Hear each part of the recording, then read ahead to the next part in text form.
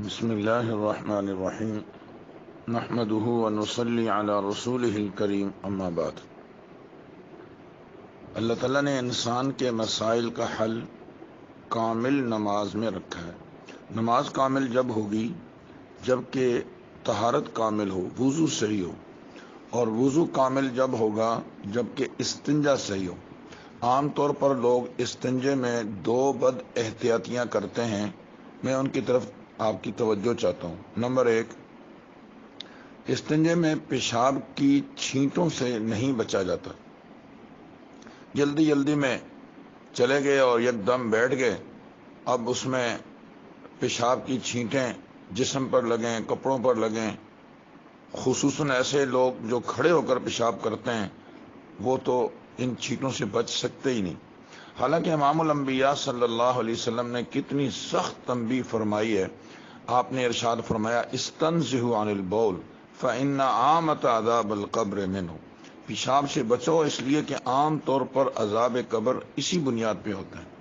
اور ایک حدیث میں ہے، امام الانبیاء صلی اللہ علیہ وسلم کا گزر دو قبروں کے پاس سے ہوا، ارشاد فرمایا انہما لیعذبان، ان دونوں کو عذاب ہو رہا ہے۔ اور پھر آپ نے تفصیل ارشاد فرمائی کہ ان میں سے ایک کو تو چغل خوری کی وجہ سے عذاب ہو رہا ہے اور دوسرے کو اس لیے عذاب ہو رہا ہے کہ یہ پیشاب کی چھینٹوں سے نہیں بچتا تھا۔ حضرت سعد بن معاذ رضی اللہ تعالیٰ عنہ، جن کی وفات پہ 70,000 فرشتے آسمان سے اتر آئے، اور آپ صلی اللہ علیہ وسلم جب جنازہ پڑھانے کے لیے باہر نکلے تو آپ اپنے ایڑی کے پنجوں کے بل چل رہے تھے۔ تو کسی نے کہا، حضرت آپ پنجوں کے بل کیوں چل رہے ہیں، ایڑی میں کوئی تکلیف ہے؟ فرمایا، سعد کے جنازے میں فرشتے اتنے آ گئے ہیں کہ پاؤں رکھنے کی جگہ نہیں ملتی۔ حدیث میں اہتز بہ عرش الرحمن، ان کی اس وفات پہ اللہ تعالیٰ کا عرش بھی حرکت میں آ گیا۔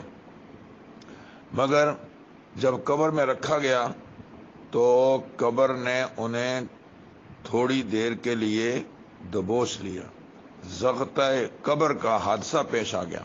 آپ صلی اللہ علیہ وسلم نے محسوس کیا تو آپ نے ایک دم سے ارشاد فرمایا، اللہ اکبر، سبحان اللہ، لا الہ الا اللہ۔ آپ کے ساتھ صحابہ کرام نے بھی آواز بلند کی اور ایک عجیب و غریب فضا بن گئی اور سب سبحان اللہ، اللہ اکبر کہنے لگے۔ کچھ دیر کے بعد آپ نے ارشاد، صحابہ نے پوچھا، آپ نے اس طرح کا آج انوکھا واقعہ ہم نے دیکھا، کیوں کیا؟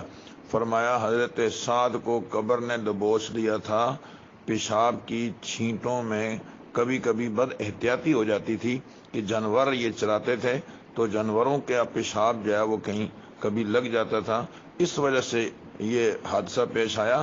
اور الحمدللہ ہمارے ان کلمات کی برکت سے اللہ پاک نے ان کی حفاظت فرمائی۔ اب بتاؤ، جب اتنے بڑے صحابی رسول متاثر ہو سکتے ہیں تو ہم کون ہوتے ہیں؟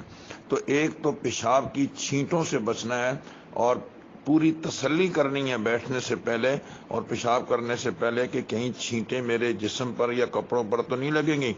اور دوسری جو کوتاہی ہو رہی ہے استنجے میں، وہ ہے پیشاب کے قطرات سے لوگ نہیں بچتے۔ پیشاب تسلی سے کرنا چاہیے، اور اگر پیشاب کی نالی کہیں دبا کر مسل کر اچھے انداز سے قطرات نکالنے ممکن ہوں تو آدمی اس کی بھی کوشش کرے۔ ہمارے یہاں دیہاتوں میں لوگ باقاعدہ چہل قدمی کرتے ہیں اور جو ہے وہ چند قدم چل کے کوشش کرتے ہیں کہ یہ پیشاب کے قطرے جو ہیں وہ اچھے انداز سے نکل جائیں۔ اور پانی استعمال کرنا چاہیے، ڈھیلا بھی استعمال، دونوں چیزوں کو جمع کرنا چاہیے، ورنہ پانی پر اکتفا کرنا چاہیے۔ پیشاب کے قطروں سے بہرحال بچنے کی کوشش کرنی چاہیے، اور یہ جب ممکن ہے جب کہ ہمارے پاس استنجے کے لیے وقت تو ہو۔ آخری 5 منٹ میں بھاگ رہے ہوتے ہیں، استنجا بھی کرنا ہے، وضو بھی کرنا ہے، نماز بھی پڑھنی ہے، تو یہ کیسے ہوگا؟